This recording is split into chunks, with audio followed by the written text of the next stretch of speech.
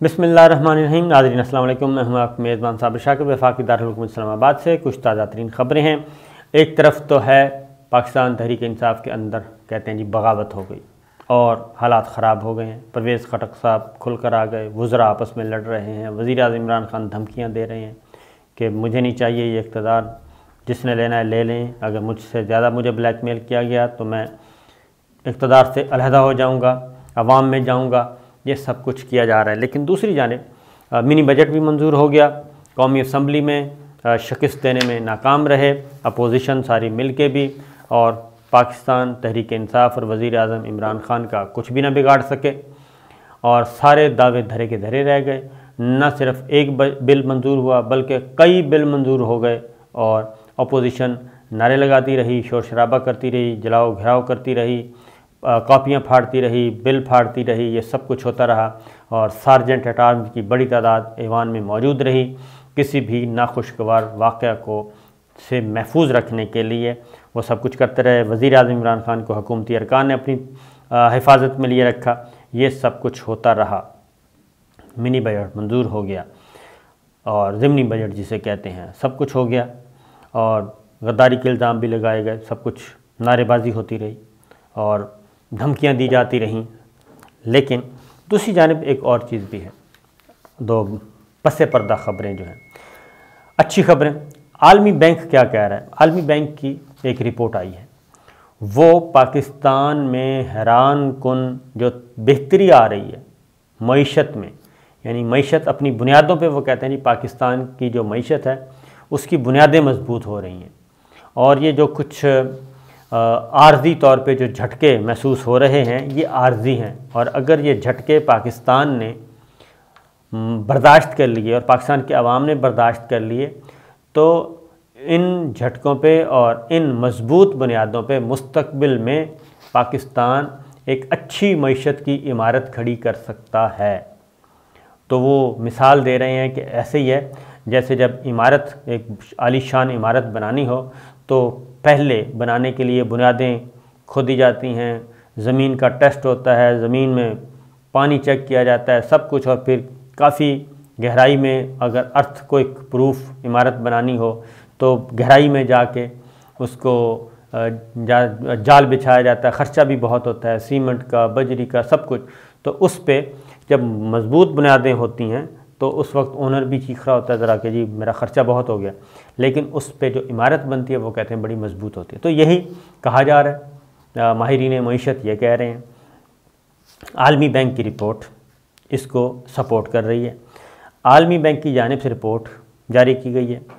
वो कहते हैं कि पाकिस्तान में मुकामी तलब में बेहतरी, तरसीलात ज़र में रिकॉर्ड इजाफ़ा, जुज़वी लॉकडाउन की जो पॉलिसी थी वज़ीर आज़म इमरान खान पाकिस्तान की, और मुआफ़िक मालियाती पॉलिसियाँ जो आईं उसके बायस पाकिस्तान में गुज़श्ता साल शरह नमू जो है, तरक्की की रफ़्तार जो है वो हैरान कुन थी और पूरी दुनिया की मईशतें गिर रही थीं। पूरी दुनिया की मईशतों की जो शरह नमू है, तरक्की की रफ़्तार है, वो माइनस में गई, डिक्लाइन की तरफ गई, ज़वाल की तरफ गई। लेकिन पाकिस्तान में ऐसा नहीं हुआ और पाकिस्तान में हैरान कुन तौर पे पाकिस्तान की शरह नमू में इजाफ़ा हुआ।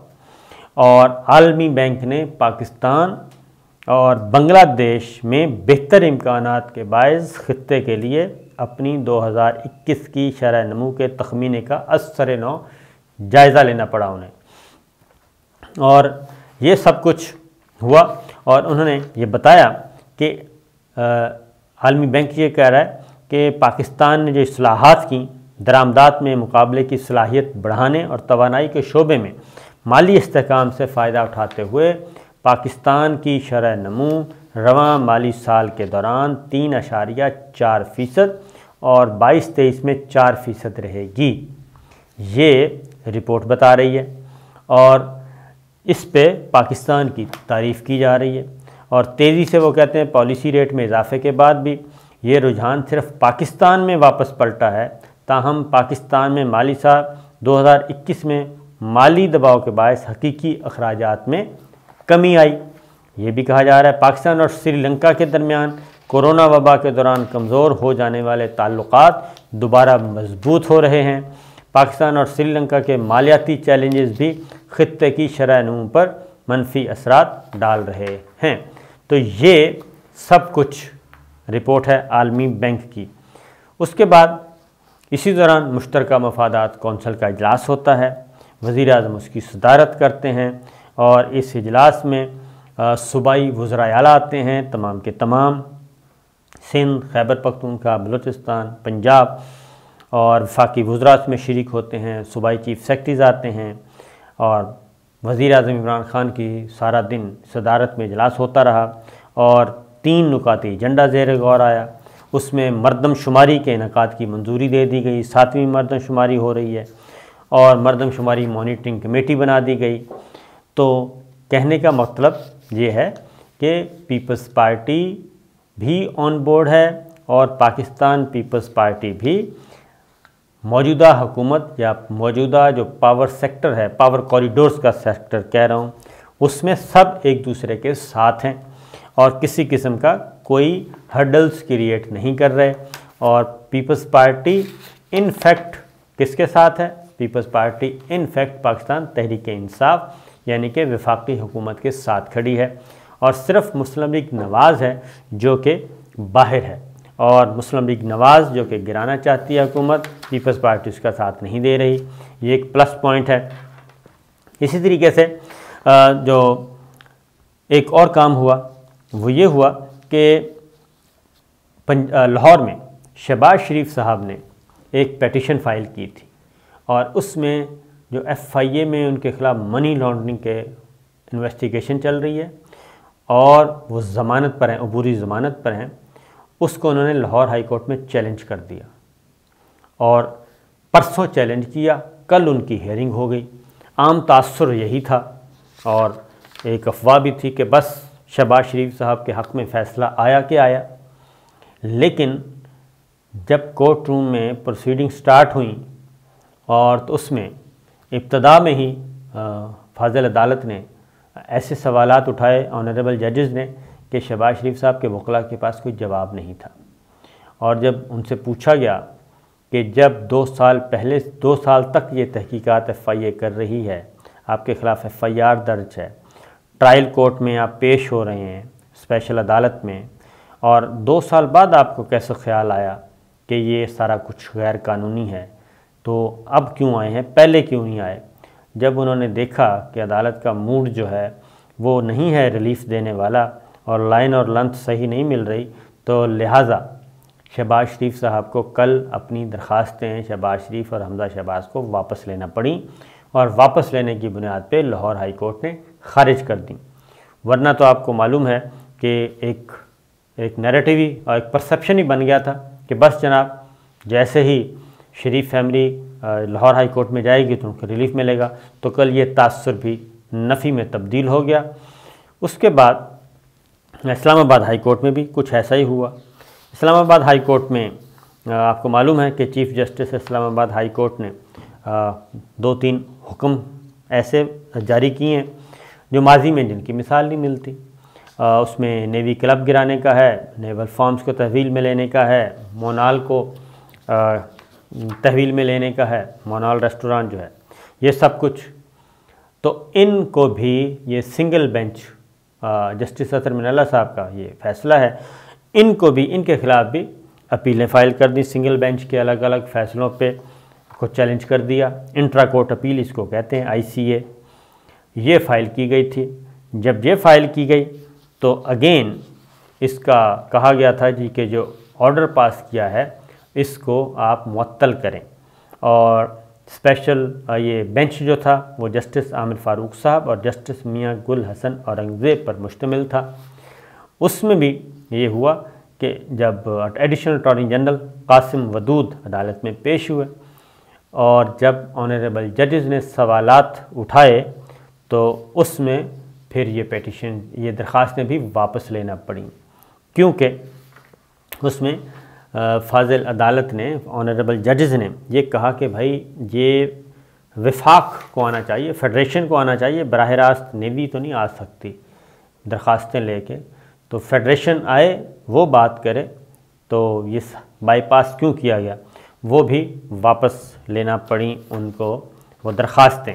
تو ایک جانب آپ کو یوں لگ رہا ہے، ایسی خبریں مل رہی ہیں کہ جیسے حالات و واقعات کوئی اچھے نہیں ہیں، لیکن دوسری جانب اچھی خبریں بھی آ رہی ہیں، اور مسلسل یہ اس ڈاواڈول میں بھی جو گورنمنٹ، ہمارے ادارے، وہ ایک دوسرے کے ساتھ کھڑے ہوئے نظر آ رہے ہیں۔ اور ایک جاتے جاتے یہ بھی خبر آپ کو دے دوں کہ جناب سپریم کورٹ میں جو پیٹیشن فائل ہوئی ہے نواز شریف کی تاحیات نااہلی کے خلاف، اس میں وکلا جو ہیں وہ ڈیوائیڈ ہونا شروع ہو گئے ہیں، اور بہت کم امکان ہے کہ اس پیٹیشن کو سپریم کورٹ میں پذیرائی ملے گی۔ اس کی ریزن یہ ہے کہ جو اہم ترین قانون دان ہیں وہ یہ کہہ رہے ہیں کہ یہ معاملہ ہے صرف دو لوگوں کا، ایک نواز شریف صاحب کا اور ایک ہے جہانگیر ترین صاحب کا۔ دو لوگ ہیں اس وقت جو کہ تاحیات نااہل ہوئے ہیں، اور سپریم کورٹ آف پاکستان نے ان کو دیا ہے، قرار دیا ہے کہ یہ ڈسکوالیفائی ہو چکے ہیں۔ اب سپریم کورٹ میں جو پیٹیشن جاتی ہے براہ راست 184(3) کے تحت، وہ ایسی ہوتی ہے جس سے عامت الناس، مفاد عامہ، عوام کی بہت بڑی اکثریت جو ہے وہ متاثر ہو، یا ان کے حقوق متاثر ہو رہے ہوں۔ تو چودھری تزاد احسن صاحب بھی کہتے ہیں کہ یہ سپریم کورٹ بار یا کوئی بھی تنظیم نہیں جا سکتی کوئی ایک دو لوگوں کو لے کے۔ اگر متاثرہ فریق خود جائے تو بہت اچھی بات ہے، نواز شریف صاحب خود آ سکتے ہیں سپریم کورٹ میں، جہانگیر ترین صاحب خود آ سکتے ہیں، لیکن کوئی تنظیم نہیں جا سکتی ان کے بہاف پہ یا ان کے حقوق کے لیے۔ اے کا حق مارا گیا ہے اور بی یا سی نہیں جا سکتے، وہ خود ہی آئیں گے جن کے معاملات ہیں۔ تو لہٰذا اس کے بارے میں بھی یہی ہے جی کہ کافی کم امکان ہے کہ ان کو پذیرائی ملے گی۔ تو یہ میدان میرا خیال ہے سجے گا آئندہ چند دنوں میں۔ چیف جسٹس آف پاکستان کے لیے، نئے چیف جسٹس آف پاکستان کے لیے نوٹیفیکیشن صادر ہو چکا، صدر مملکت منظوری دے چکے۔ جسٹس عمر عطا بندیال صاحب 2 فروری کو اپنے عہدے کا حلف اٹھائیں گے، اور 1 فروری کو chief justice of Pakistan justice Gulzar جو ہیں وہ ریٹائر ہو جائیں گے۔ یہ نوٹیفیکیشن بھی ہو گیا، منظوری بھی ہوگی، کاغذی کارروائی، ضابطے کی کارروائی سب پوری ہو چکی، اور اب انتظار ہے 2 فروری کا۔ تو یہ تھیں اب تک کی اطلاعات۔ اجازت دیجیے، اللہ حافظ۔